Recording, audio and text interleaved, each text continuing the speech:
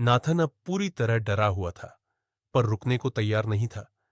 Radio से आती आवाज ने उसे नीचे बुलाया, एक पुराने तहखाने की ओर।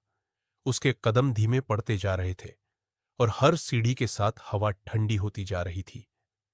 तहखाने का दरवाजा अपने आप धीरे धीरे खुल गया। अंदर का कमरा काले धब्बों और दीवार पर खुरची हुई लकीरों से भरा था। एक कोने में कुछ लिखा था, यहीं से सब शुरू हुआ था। नाथन ने दीवार पर उंगली रखी। तभी उसे महसूस हुआ जैसे किसी ने उसका कंधा छू लिया हो। कमरे के बीचों बीच एक पुराना टूटा झूला रखा था। बिना किसी हवा के वो अपने आप हिल रहा था।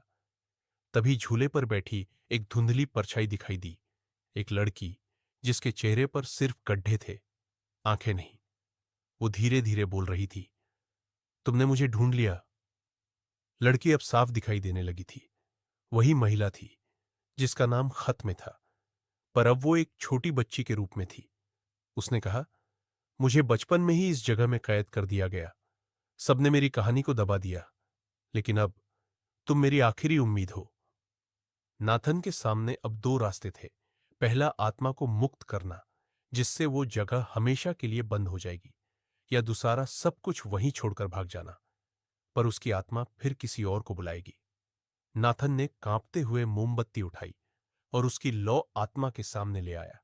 लौ जलती रही, आत्मा मुस्कुराई और फिर धीरे धीरे हवा में विलीन हो गई।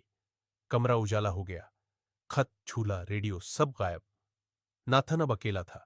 शायद सब खत्म हो गया था।